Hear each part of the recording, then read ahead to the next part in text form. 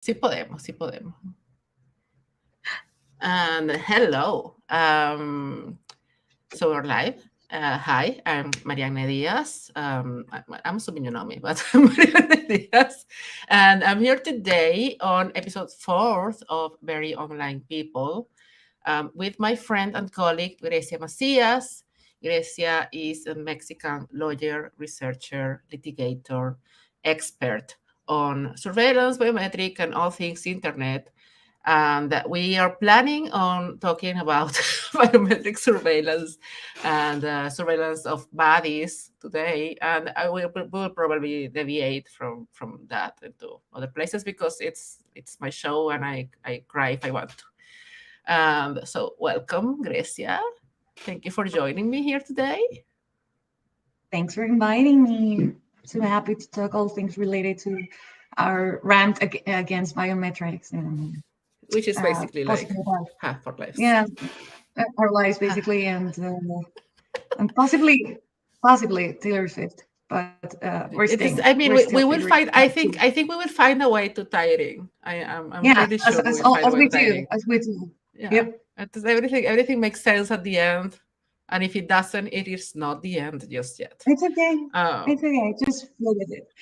yeah, Grecia and I have in common. I think that's why we became friends in the first place. Before discovering that we had so many other things in common, like Taylor Swift, for instance, and our joint love of New York, and of gossip. Oh, Um, oh, that we we do love were gossip. hi. Yeah, we do. But we first became friends because of our collective hate of biometrics and our job on biometrics. But also, like as I say, like this is something that we also do. We do it as work, and then we do it for fun on the side. Like go home and read papers on biometrics and rant about like court hearings Lol, and whatnot. It se fue is la true. señal. Yours, your signal or my signal? I am hearing you.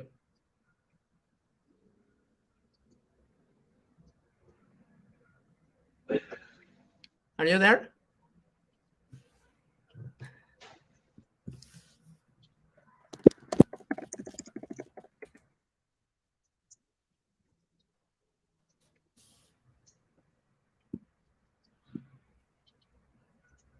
So I lost my, I don't know what happens sometimes when I change my laptop. It changes the Wi-Fi and it's weird, but I think we're okay now. We're Do you out of the hear me? woods. Are we out of the woods yet? Is it me? Perdí a Mariana.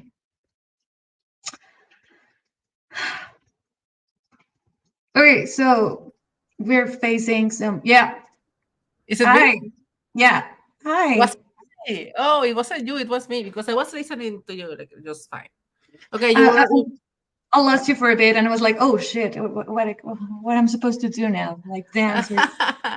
I mean, we only have Eng here, so if you want, I can Oh, start over from here, and yeah, then I you can did. cut that part, or Yeah. like we can just wing it. It's fine. Fine. It's- I I mean, the was worst about to time. ask you about to ask you because like uh, the biometric technologies used for Yeah. surveillance and are used in many different ways. And the main thing Yeah. I sorry, a lot of people listen to it later, like on Oh. Spotify. Oh. Actually, yeah, we do have a bit of subscribers, and I'm not gonna intimidate you. But okay. Uh, Biometric technologies are used in many ways. So the main Sure. thing I wanted to talk to you about was public space surveillance. Yeah. Because again, like it's a huge topic, and we've been talking Mhm. like between the many things we have been talking about, the surveillance cameras on cities, which is a trend in Latin America. I mean, it's trend Sure. on the globally, but Latin America has this narrative about crime and security and all of that, and this particular narrative is something that am very concerned about because they use this rhetoric that we are not to expect privacy from a public space. So Yeah. I can go on about that, but I want to hear you first, like first thoughts when I say that. Yeah, there's been this rhetoric about public surveillance and surveillance in the public space, and basically, when we're talking about these initiatives that some governments, for example, in Mexico or in other Latin American countries, have tried to implement this kind of tech, they always say it's like, well, you're in public, so you're expected to be seen, right? To be basically to be surveilled. You cannot think there's such a thing of like privacy in the public spaces. It's like no, and for me, but in general, there has been this discourse around privacy that sometimes people are saying that we're not we're not we cannot expect privacy, not even in our in on the internet, on our social media, whatever. So then they're extending that also to the public space, and I was like, I mean, and I answered that with a question like, when you go to a supermarket to meet a friend or someone, are you expected to be followed by someone, or are you expecting that, or are you just like doing that without any, Yeah, yeah, without any caution or any worry in the world that because you're just going on with your life. So we use a public space, but that we using the public space is not a waiver of our privacy. Actually, it's part of our privacy. Who we meet, where are we going, what's our daily routine, that's also expected to be protected by mhm, our right to privacy. And a lot of governments say like, well, no, because you're in a state and you have you live in a society where you're expected to be surveilled, and we're always like going against that narrative that it's not normal, it's not expected, and it's not okay to do that. And exactly. Because yeah, philosophically, and like for I mean centuries, right? yeah, The public space has more of an expectation of anonymity, right? a If you lot. are to meet someone that already knows you, that they will recognize you, but when you're on the street, you are not supposed to have like a name tag following you around. You blend in with a crowd, and that is, I mean, that's the tale of philosophers for centuries. And now if you have cameras, and you have cameras that are able to track your location because they recognize your face from one spot to the next, and they can both geolocate you and like tag you and then add another it's the data that is on a database, anonymity on the public space that stops existing. Yep. So what is your take on anonymity? You know, I have lots of thoughts on that. My take in anonymity is that it's my best friend, and I love anonymity, and it's one of the basis for democracy, basically. And especially, it's really important to talk about anonymity in public space. In the public space, like you said, I mean, I don't know. For example, I use also the example of celebrities. Like celebrities, kind of are want this kind of anonymity to be like just go about on their life and just do whatever they Yeah, want without anybody recognizes, without that, yeah, that anybody recognizes them on the street. And sometimes we just give that for granted, and it's like, no, I mean, what you go on and do with your public life, well, more like it's different, but you not all the things that you do in the public space are part to be known by the public or by the yeah, general especially for by the state.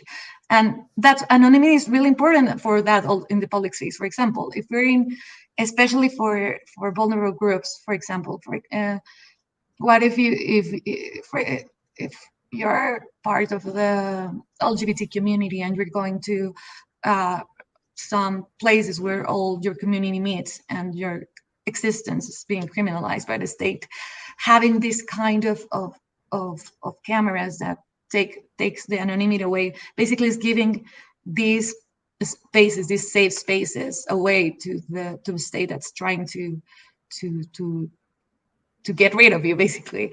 And so that's, I mean, that's one example of the importance of that. For example, to just to going to be able to go to a protest event and use a face mask without anybody recognizing it, just to be there because you're against a message or you have a cause to fight about, but you don't want to face the consequences in your work, for example. That's part also of what anonymity gives you, the ability to cover your face and be part of even public discussions without facing those repercussions. So yeah, Yeah, anonymity is you not touched useful. on something that's like I mean that's like the core of my thing, right, my passion. That is like we both work on identity, on the right to identity, and for me something I have been very insistent and I think annoying. I become annoying after a while about in the past I don't know year is that the way in which the right to identity, to legal identity, but also to identity in general, is being administered right now is not as if it is a right of the people, a right of the person, but as if it is a right of the state to identify the person, which is something entirely different. Because when it is your right to have a piece of evidence that allows you to identify yourself before a state, right? Then you also have to have the opposite of that right, because that is what a right is. You can either exercise it or not. That is the right part about it. Otherwise, it's an obligation, and therefore you have to have the possibility of anonymity, the possibility to not be identified. But the way that it is being administered by states, it is as if the state has the right to know everything about everyone at all times. So it is like we love to make these analogies from like sci-fi about like totalitarian states, like it's not the current reality of things, as we are being identified constantly everywhere we go, right? So um, biometrics for me, because I become more radical with each passing day, and right now there's only oil, right? Yeah, Biometrics for me, like which is the digitization of our bodies, the way that it is that it exists in the world right now, it is in by definition a violation of human rights, right? Because we do not actually have the opportunity to opt out and just have a normal life and yeah. while opting out of the digitization of our bodies. So um, what do you think about the way biometric data is currently regulated around the world? Like, you know, I know that you also do a lot of work on data protection and privacy. Mhm. And as you know, because I have insistently talked about this, I think that biometric data is not data by nature. So I want to know what your stance on that is. Yeah, first of all, it's always delightful to hear you and this rant that I adore hearing. And second of all, yeah, I agree with that. I mean, I believe that biometric technology, uh, especially facial recognition systems, go at the goes around a foundational idea of the fetishization of the bodies, and to like and I agree with to also Marianne, shameless Marianne Promo has an excellent paper on that, the body as data, and where she talks about this specifically, and I agree with that. It's to think it just as data or data on itself is to kind of um, extract the humanity. For me, it's like dehumanize the Yeah, person, it's right? So like, extractivist. yeah, it's like extract all the all these complex intricacies, complexities of that are in the are part of a human life or human body. It's just to take away one part of it without any most of the time without any consent, without any uh, without any option or agency for the bodies, and just like to they fetishize that, oh yeah, with this specific kind of technology and metrics I can know who you are and can know exactly what's your situation and I can control you. So for that's for me like the thing that always blows my mind when people are trying to promote this kind of technologies. Like, do you know what's really trying to do you? like the harm, the ontological harm that it gives you to be like be constantly be processed as just mere set of ones and zeros and not be considered as your entire being. I mean, people sometimes still tell me like, well, that's too complicated. You're being too philosophical. But then I say, well, yeah, but also it has to be with the right to Yes. privacy, and that's it. Yeah. But for me, there is one of the main wrongs when we're talking about of this specific technology. So you're also too philosophical because this is also something that is Oh yeah. constantly said to me, and I always say back that if this is not a word that is being word in your body, which means like you are not a woman, you are not an LGBTQI person, particularly not a trans person, you are not someone from the global majority, you're just like a white cis man. It's very easy to say that. It is philosophical because it is not Mhm. as real as when it is about your identity, your body, your passport, your uterus, all of that. And then it becomes like that philosophy becomes very real very fast. And I go here to um, you mentioned the not having real options, right? And that having options is a privilege, like the fact that you can opt out. And this is a conversation like my global northy white friends often do things like opting out from facial recognition when boarding a plane. And I love that for them, but it's just not an option for Yeah. me Yeah. for us. Yeah. Yeah, I agree. That I love that for them. Thank you for fighting the fight, but not everyone can fight that fight. And having a real option then is what consent means, right? So it is my opinion that there cannot be true consent in the face of current technologies being implemented because you have to have a massive amount of privilege to allow for you taking other avenues when you are not recognized by machines or not recognizable by machines or you are not a valid body, right? And then there are like many places where people say, okay, but then you accepted the terms and conditions and whatnot. Yeah, but accepting the terms and conditions, like also that comes from an enablement of privilege. Many of us have like a limited number of services that we can use, and we have to access particular benefits from a state, or if I don't know if this Swift is on a particular stadium in Australia and the stadium is using face recognition and Right. everyone is against it, but those are the dates that she's there. Like, what do you want from me, right? So Yeah. it's not there isn't really an opt out option for many of us. Like if you opt out of facial recognition on those planes, more often you're opting out from the flight altogether.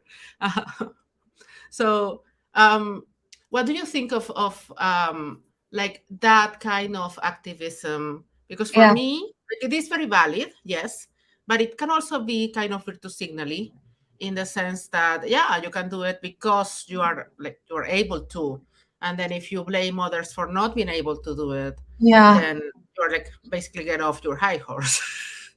Yeah. I agree with that. And going back to your question about what's the situation about data protection laws and biometric regarding biometric system. Yeah, for of course the North law, the the global North has this, specifically Europe has this really good set of laws, the GDPR, that protect them from a lot of things, and that's really, and I love that for them. And sometimes there has been some attempts for countries in Latin America to also have implement those specific kind of legislation. However, like you said, it's not only the legislation; it's also like how it's implemented and what's it, and to understand the specific situation that the global majority has on this kind of technology. Like, for example, and I know that you're also really against this narrative, like when people say like, well, what can I do against this specific technology? Or like, what tips could you give or something? It's like, well, I mean, of course, there's things about obfuscation and stuff, but there's more, it's more than an individual fight. It's more of a collective fight, because also it's related to privacy being understood as a more social and collective right rather than only a individual right. And I agree with you say, I mean, for a lot of people it's more easier, especially if you're white and cis and able, and to be just to opt out at the airport, and let's say, oh no, and to make a scene and that. But for most of the people, it's not that easy, and that would mean the option like to go back to your family, or to go back alone, or be deported or something. Yeah. Or for example, or this just happened to a friend of mine. Uh, uh, she's a trans woman, and recently a hotel just asked her to give her biometrics, so she can check in. This happened yesterday, and she started like to make a scene because she's a friend of with mine. She's one of my best friends, and she was like, no, my friend Grecia said that this is not acceptable.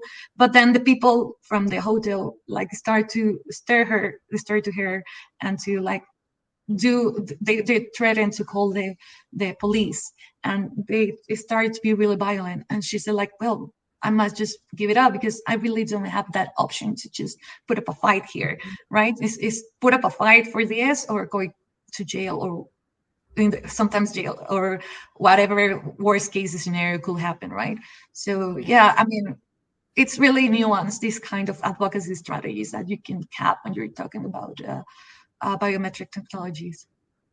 I think that, I mean, other than the fact that I deeply agree with this, and this goes to one of the comments that is in the chat, that this is mainly about the reducing people to a few salient processable attributes, right? Which is an alienation of the identity.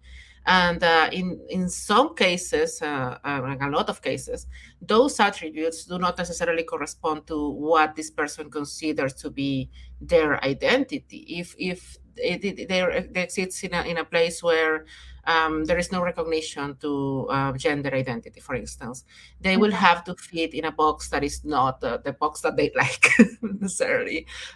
For those who like boxes, which is like not actually many of us, and this as a recreation of an identity that is based on what the state or what a company, depending on the case, considers to be important about you, to create your identity as a person, right? And that first, that gets the concept of identity out of the person's hands, or out of their control, because it's been administered by a, a third party. It's going to exist in a database. It's going to be a template that is created, and that you don't have control over that anymore. But also, you did not choose in the first place what was to be put there, right? Or how that was going to be categorized by an algorithm. The algorithm Yeah. decides that I am a man or a woman, or like, or I belong to a certain country, that these are the specific aspects of my identity that are important, and the rest of them are just lost, right? And Most of those then, categories, sorry. no, no, go. No, that and there's a lot of studies assessing this kind of biometric technology where they have seen that the categories used are just the same binary categories that the gender binaries are being implemented. And also, for example, they use a lot of racial categorization that it's being dead since the when phrenology was a thing, you know. I mean, Yeah. they're still using those kind of pseudoscience racist categories that were used for this scientific racism last in the last century. So and it's 2023, and they're still imposing those specific categorization and those specific ways to view and categorize other people, that all and that gays always impose the white privilege, the cis privilege, everything. Yep. Yeah, exactly. Like, if you go by what attributes your face has, I think that facial recognition is like the most Mhm. so far, like in use, because there are things that are in development that are like, oh my god, Mhm. I want to die. But right now, like in widespread use, facial recognition is very worrisome, because of that, because you can, in the process, and it's not always applied like this, but in many cases, you can do that. You can like try to categorize people first, like do gender recognition, which is not a thing. Like you cannot recognize the gender of a person by scanning their face. Like that's not Thank how you it for works. There clarifying isn't that, because a there lot of isn't a people think that they can do, and it's like, no, you can't. not even with your own eyes as a like a human being, much less by a camera. And then also like such a thing as ethnicity, which, as you said first, like that's like outdone. Like there is like the race, the human race is one, that's it. But also second, if you're gonna go like by ethnicity of origin, like I would Mhm. be like 70% Spanish from Spain, which I am very much not. I don't have any Spanish in me other than blood from, I don't know, colonizers or whatnot. And that's what shows up in my face and in my phenotype. But that is not how it works at all. And also, I don't have an European passport. I would like one. So Wait, that's not how it that's not how identity works at all. And by trying to do, like as you said, that pseudoscience on people, we are basically like, once again, and this I feel that we always end up here, which is like this sort of glorification of technology. Like technology is going to solve the problems that like humanity cannot. So we don't want to do this in the human way. We want to use technology to do it. We want an algorithm to help us sort out people, which is like the like that sounded dangerous coming out of my mouth already. And then we forget again that this is not about what technology wants or desires. So this is not about implementing technology because technology itself is going to be a good thing. It is about the rights that it's supposed to guarantee. Mhm. So when we are using biometrics for identification, we are supposed to be guaranteeing legal identity. If it's not helping but hurting, then we should not be using the technology, because the technology is not the end. Technology is the means. The same way, if we're using facial recognition for protection on the streets, and I don't know if this is the case, for instance, in Mexico, but here in Chile, they have been implementing surveillance cameras on the streets because criminality has gone up, like so up, like 1%. And without the studies that prove that the cameras are going to help, like that those rates go down. So they just go camera first. And then Yeah, people after they second. implement them, yeah, nothing happens. Like nothing happens. People feel safer because they are like basically like very right wing, and they feel that if Mhm. they are surveilling the black people and the Caribbean people, then they're gonna be safer. Yes. But the actual rates are not going down. I don't know if in do you know of any other cases where in the region where there have been like studies for the implementation of this? Like I feel that they just go ahead and buy the cameras. No, they don't. They just, like you say, it's go camera first, people second, then let's see. We just wing it on our way in. And actually, there is not even like the basic background check in a lot of technologies, that I don't know if I'm getting less optimistic, and I think that it's more, that's really intentional rather than like a human error. But for example, a lot of banned technology, or technology that has been used to surveil and use this technology against uh, uh, vulnerable groups, for example. A lot of Chinese technology, specifically from Dahua, that has been banned by the US, by Europe, whatever. They're just bringing it in to Latin America. It's like, well, we don't have a market on there, so let's just go with Latin America. And I mean, not even a basic background check, like, oh yeah, this technology has been used to prosecute and surveil and go against ethnic minorities in China. It's like, "Mwah." So let's just use it here with our people. What? Yeah, No. and actually, I mean, the audacity of these guys, that even to sell this kind of technology, to say like, oh yeah, well, this specific technology has been used only with Asian people or people from the Asian continent, and it's like, and it was one source told me that the one of the government agents asked them like, well, will this work with Mexican people? And they say like, yeah, we have trained this with the Mexican phenotype. I'm like, Mexican what? I mean, What is there's not. I worried like about asking this, like, what is Mexican phenotype? I don't know. I don't know. I don't know. I don't know. I don't know. And I really don't want to ask them because I think I'm just going to open a box of really racist stuff and Pandora's colonialism. box of Yeah. phenotype. And it's like, oh God. I mean, no. But they're just, No. yeah, that's not a thing. And but they were just really um they were really confident on that and like, well, yeah, we have trained it to avoid misidentification of the people and that's it. And of course, I mean, when we have asked them or to like FOIA request or like, hey, on what grounds have you trained this, or why are you doing this? And Maria, Mexican phenotype, Maria, like, I don't know. I mean, basically, they're just training us with the basic racist stereotype of the mustache and the mariachi hat. Yeah, I don't know. mostly. And when we ask them, well, have you done any assessment or anything? They're always like, no, uh, we didn't knew that they had to do it. I mean, technically, there is a law that compels them to do it at human privacy assessment.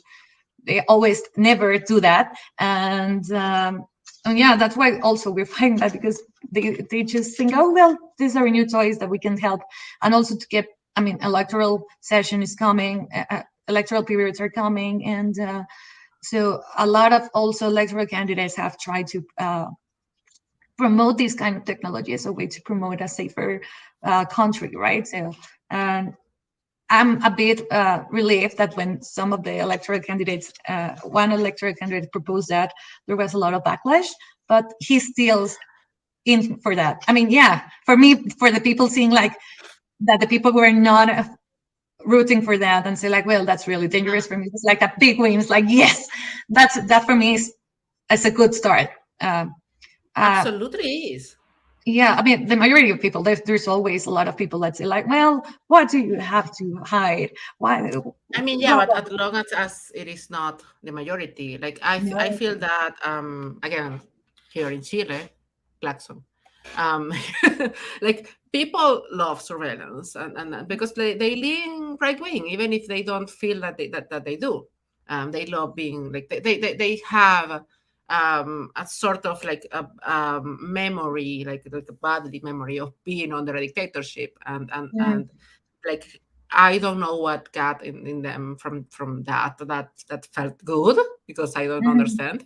But again, Mhm. I'm not Chilean, so I don't understand. How would I? I have like a body memory of being on a dictatorship very recently, and I did not enjoy. So the surveillance that comes from that for many people, and of course not everyone, but for many people, feels like a safety, a sort of safety. And this is something that concerns me a lot across Latin America because it does exist. The narrative of, yes, we do want our government to do this because these are measures to protect us. And then also the narrative that I do believe exists worldwide of privacy and anonymity being something that we already lost, that is just like spilled milk, cannot be recovered ever. And so there is no point, like our struggles are worthless completely. And I feel that certain behaviors from people, like the how easy it is to take a photo or a video in a public space and just uploading it online without thinking for us, like giving a second thought for the faces that are in that photo, which is something that as a trained Venezuelan activist and digital security consultant that I was, is something that for me feels very foreign because, of course, we are used to if you take a picture, you have to hide everyone's faces, basically because, hey, dictatorship.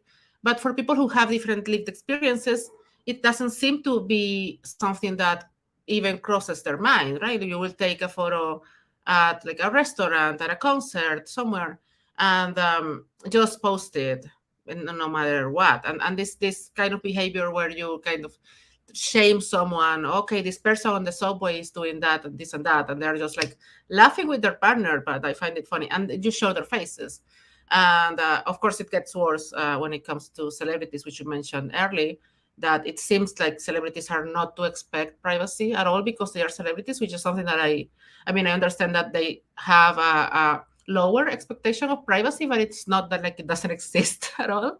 Like they should expect to be followed through the streets, even if they are carny close. But you knew I was gonna go there at some point. Um, but yes, right, like there is this sort of naturalization of Yeah. certain types of behavior that don't seem, I don't know, I feel very old when I say these things, like the youngsters these days. I mean, you are a lot younger than me, so I'm asking you, how do you feel about that? Do you post do you post photos of people on the subway, Grecia? Yeah.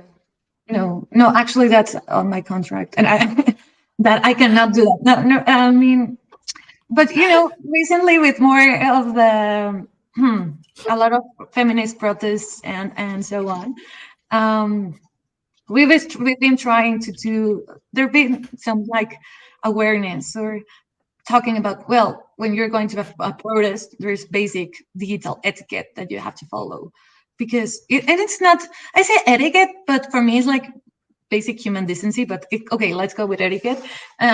Like, please don't take pictures of women there, because there's a lot of women that are being I know that have, for example, abusive partners that are still following them, or they have they could face repercussions in their work, or just for being there. Or for example, there's a lot of these uh, of protesters that burn things down, that break things, and I love that for them. But for example, identifying them and taking pictures could actually put them in danger to go to jail.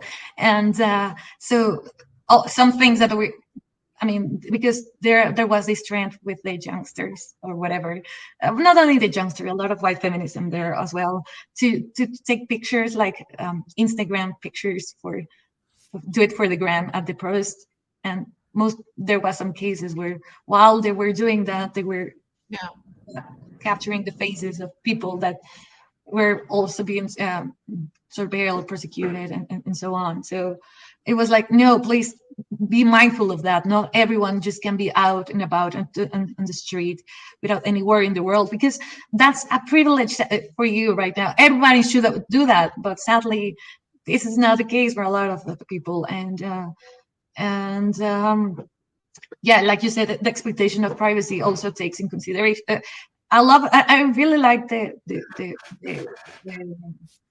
the concept of expectation of privacies, but this is kind of a hot take for me in the lawyerish community. And because, I mean, if you for me, privacy is kind of like a rubber band. Like, you can Yeah. stretch it or reduce it as much as you want. For example, if I want to share all my life in Twitter or in TikTok or whatever, if it's my personal choice, I will do it. But I should respect the people that they don't want to do that, right? So, for example, if my partner is a really more private person, he doesn't want to be involved in that, I should respect that, right? So, uh, expectation of privacy is more like, what are you considering, or what are you willing to Yeah. give or take, right? And I know that public figures, specifically, for example, state agents, or sometimes also celebrities, but I have these really caveats on there, and because they have put themselves into a more public persona and a public position, when they're being out and about, being public, their expectation of privacy is less. However, Yeah. if you're a public person but you're not doing things that you're public for the people to know there's this expectation that the public should respect that specific privacy, Exactly. even though if you are in public. And Yeah, even if you are at a Taylor Swift concert, Taylor Swift like concert. very different to be in the audience at a Taylor Swift concert than being on the stage at a Taylor Swift concert, and those are two different expectations of privacy. Of And I course. think that we're going to like a point that is like crucial about this, which is yeah, we can, like the rubber band, right? You can give some of your privacy away because you decide, like for instance, people say I am very public in the way that I behave online, and the truth is that I don't really share things that are private. So I share a lot of noise, is what I do, because that is a strategy that I adopted about 10 years ago to be safe as an activist online. And that is a type of strategy. So it seems that I am very public. You choose what you decide to share, but you cannot, like for instance, you and I have very private conversations, and you cannot go and post a screenshot of our conversations on Twitter because everyone knows everything about me. That is not how it works. And I think this goes to the argument that so many of the like state actors, but also companies make about the sort of dichotomy between privacy and security or safety, which is not a thing because human rights are not at some zero game. You're not supposed to give away some to get some. All of them are supposed to be accomplished at the same time. And I feel that it is also the same rhetoric of people who say things like, "Oh, your rights end or might begin." That's not how it is. Like you're not to give up some of your rights so I can accomplish mine. So it is a false rhetoric. If you are giving away some of your privacy today because you're deciding to be very public today, but then tomorrow you want your privacy back, you still have that right. You cannot forfeit your Of right. course. Of course. And going back, and that actually facial recognition systems take that away from you because they're constant, permanent, and they're going to identify you even if you, like you said before, there's no way that to constantly be asking you consent to identify you in public. And so if one day I want to be the most public person ever, whatever, and they can catch that, and sometimes, well, yeah, I'm being public, but the next day their cameras are still going to be there recording everything, identifying you constantly. And there is no way to opt out because you, first of all, most of the cameras are supposed to be hidden. So hidden surveillance is harder to avoid or to consent because you don't even know that it's happening.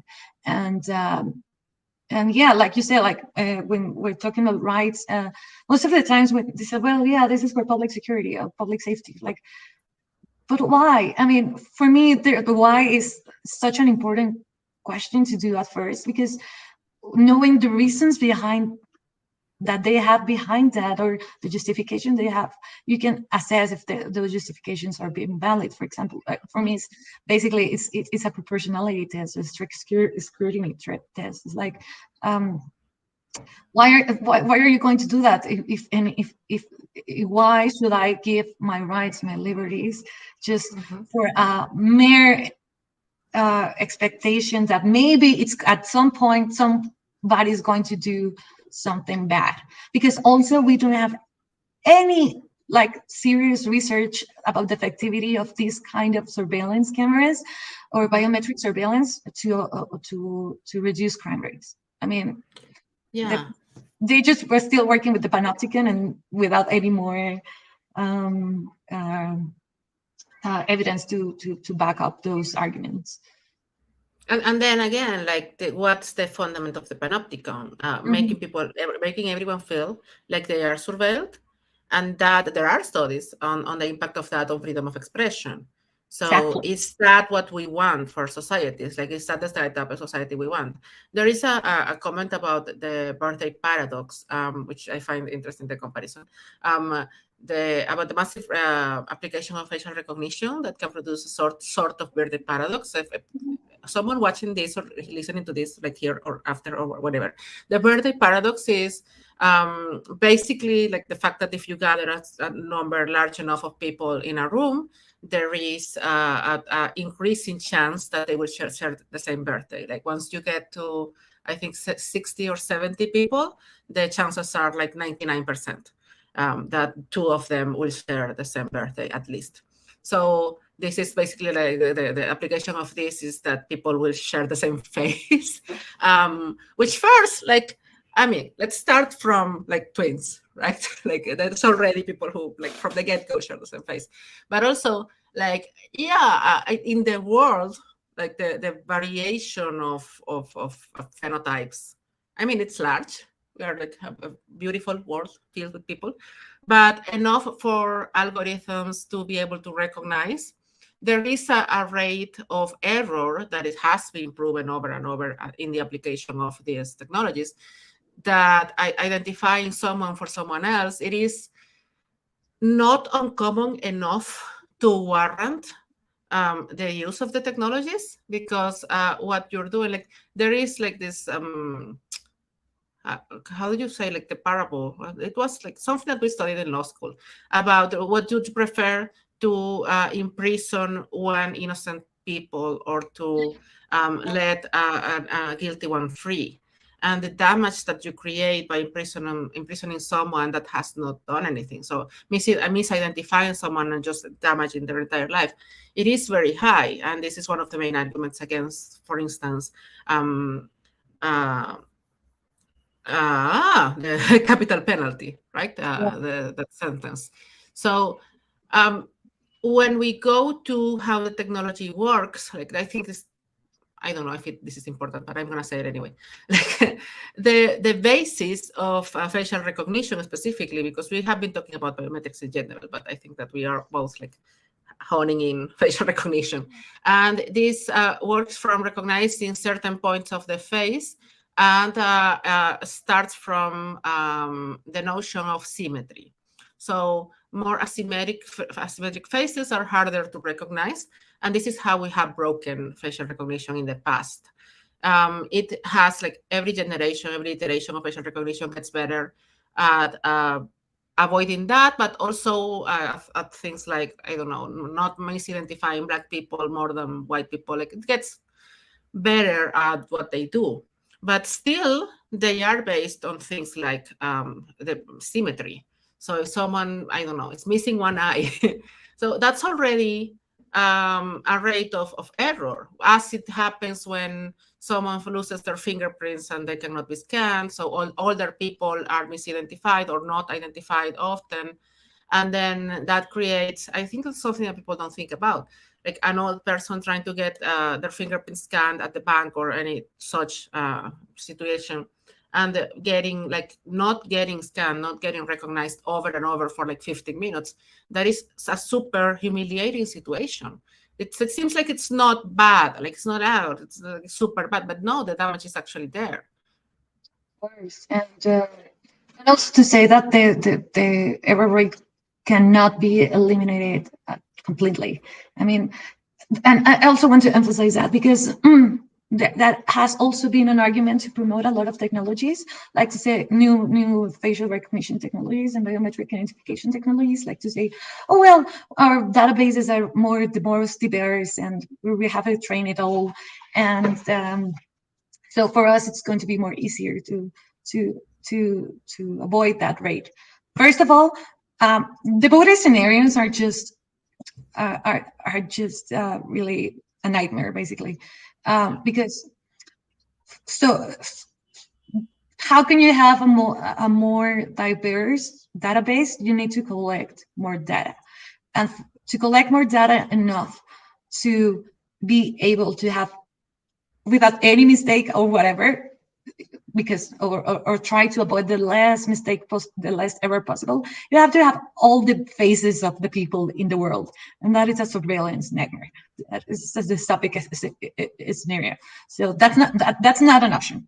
And We the don't next want one, that. we don't want that. That's not a, but however, a lot of companies have tried to push that. Like, well, we just need more data. So if you just cooperate with us, you're not going to suffer the mistake that our technology is. Like, well, maybe you just cannot do that. We cannot stop promoting this specific technology, like not because you can, because it means you should. And also I mean, there's this saying that there's a quote from Claire Garvey from the Georgetown Privacy Center that I really like, that goes like, and I'm paraphrasing, if you create a technology that that has the ability to identify race or people, or to classify people by a race or whatever, why should we expect that people should not use that to oppress people and to be more like promote racism, to promote the racial profiling? Like, there is no guarantee of that. I mean, you're basically creating a technology that gives you the chance to do that. So a lot of the governments are going to take it, and there is no guarantee that we're not going to have that. So why should we start doing that in the first place? And that's why I've talked about the why, like creating these specific or biometric identification systems. Sometimes I also, when talking about AI and automated systems or whatever, it's like, yeah, but what's the main reason? Well, why do you want to do that in the first place? Like, conceptually, if you want, for example, there's a lot of people that, like we were saying, like there was this technology being developed by some white American guys on the Silicon Valley that tried to identify sexual orientation by facial recognition. Is like, why? Why do you want that at the first place? I mean, that's Exactly. discriminatory at the very first step, right? So yeah, I mean, that's one of my main issues. Why did your mind even go there? Which is my Yeah, question on identity, like identity systems in general. The data that you collect, that if you compare, okay, like our systems collect things like gender. The state that does not need to know, like if I am like, they collect sex and then they mix it with gender, like as if it's the same thing. Like, okay, a mess. But no state needs to know if I'm a woman. My doctor needs to know if I'm a woman. Nobody else really does need to know that. Then you compare it with states that are asking things like your religious affiliation and your address, and you realize, okay, like this might be too much. And then you go back and you can then like trace back and say, okay, why does the state need to know whether I'm a woman, like a cis woman? You don't really. And we do collect too much information. And the intention of these companies and slash states, which is like, okay, but these things that do not work, they will work if everyone enrolls. So like there's like 100% enrollment rate. And to take on what you mentioned, which is kind of the thing, right? Like the argument is like the technologies are neutral. Technologies cannot be like racist or sexist or whatever. Technologies actually reproduce pre-existing inequalities. So if we have a society that is racist, that is sexist, that is all of the things, then you implement a technology that is like, oh, the technology is colorblind. No, it's not. It's just going to feed on the data set that you're giving it, and the data set is labeled in the way that you labeled it. So you have things like, you remember the story about, I don't recall which university was it, but they fed information, and this was like 20 years ago. They fed information to an algorithm to pick applications, and for a university, it's a US university, and the algorithm started picking like basically white rich men, because it was feeding on what the system gave it, which was like 200, 300, 400 years of white rich men. And the algorithm said, okay, we prefer white rich men because this is information that is being fed to me. So we are just like feeding on pre-existing inequalities and deepening them. If we do not create technologies that actively contrarrest that, if you don't create technologies that are actively like conscious of that and fight it, then we are just going to deepen it. And isn't that what we're doing when we say like, okay, we are building facial recognition for like the Mexican phenotype? Yeah, yeah, top 10 bullshit that I have heard in my life. I mean, yeah. Like a lot of fun. Um, we are closing in on the hour. Do you have like anything that you have not said yet that you want to like get off your chest? I'm saying the comment of, is there a difference being in the nosebleeds and being in the VIP tent in a T Swift concert? I agree. I think there is a difference because the VIP tent is more visible and people are expected to be The seen there. expectation of privacy is Yeah, so less, right? I Carly was thinking Kloss the same. had more expectation of privacy being at the 300s. But I don't think she had. I think that she was there to be No, seen. yeah, that's true. I think she was there just, yeah, to get the Yeah, media. and she left early. Yeah, And she was that's right. not, in fact, moved to the She VIP tent was at not, any in point. fact, in the in the VIP, VIP VIP, tent. VIP. I'm just VIP. like, English is hard. So yeah, and like Just final saying. remarks. Yeah, Yeah. I'm like final remarks. Yeah, I mean, this is one of my main rants because I mean, I don't know how, but every single time there's always, I mean, there's always a white guy starts to propose this again and again and again and again. And the first time was Is, like, well, isn't that not all men, but somehow always a man? yeah, not all men, but they have always white men Yeah. and all in power. And and um and I'm just really tired. I mean, I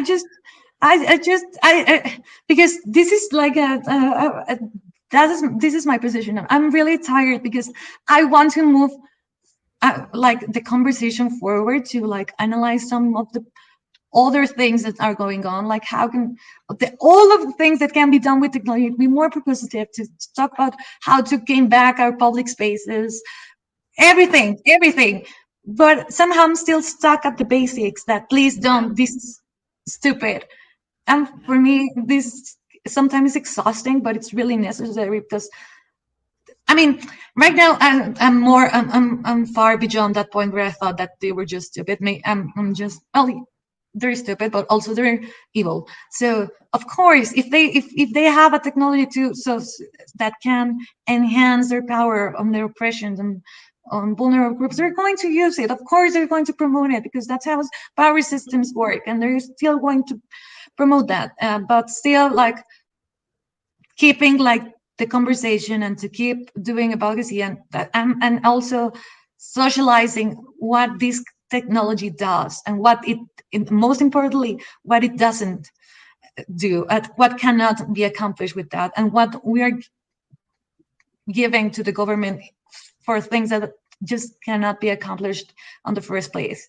For Yeah. me, that's really important, and also to sometimes put a narrative also to get more and robust, more robust data protection laws. We're in urgent need. I mean, our data protection legislation is from this is so old, and it. We don't even have one, Grecia. Yeah, it was like I was going to say that. Well, I'm bragging because you don't Some even have countries don't even have one. one. Yeah. Yeah, there's. I mean, we have to build those Those main protections. grounds and main Yeah. conversations in order to go back and forward, because I'm a lot of engineers tell me that like, oh, you just don't like technology, you just you're a party pooper and you just like do not like innovation. It's like, no, the thing is that you don't like the innovation because you're still trying the same fucking strategy over and over and over and again just to oppress people. And even though we have telling you about the Yeah. disparate impact, the impact on human rights, you're still on the same place, not me. Yeah. We're trying to push the conversation forward. You're the one right where Yeah. we left you, like Taylor Actually, Swift. that's like a like what we have you.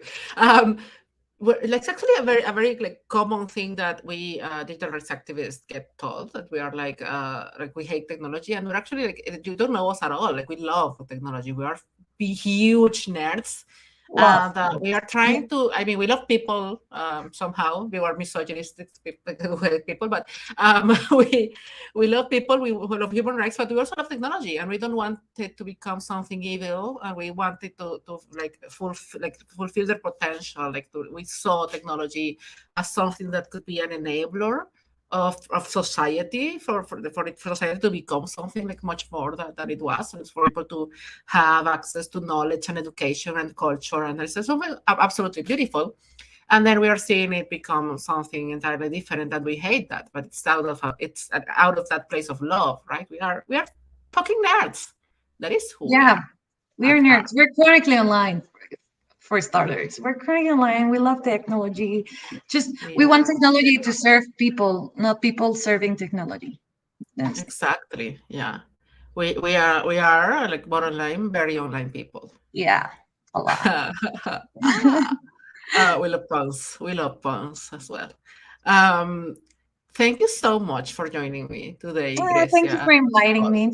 I'm Thanks. always happy to talk this, to rant with you and talk about our nerdy stuff and sprinkles of Always, Taylor Swift. always super fun to rant with you. Very Mm, appreciative of your time, particularly in these trying times. We're not trying. In this very busy yeah, times that I know that you're going through. So like but for you this to is me take trying. this is so strike. I just want you to know I'm that this trying is so to. strike. I'm sorry, audience. We are just like making At least I'm fun of trying. this We're time. stealing Uh, Taylor Swift lyrics. Sorry. long story short, we will survive. And then yeah. Thank you to the people who came and to the people who will be listening to this later. I don't know how you like bear with us for an hour, but you do. So thank you. And I will see Yay. you all next week. Bye bye. Bye.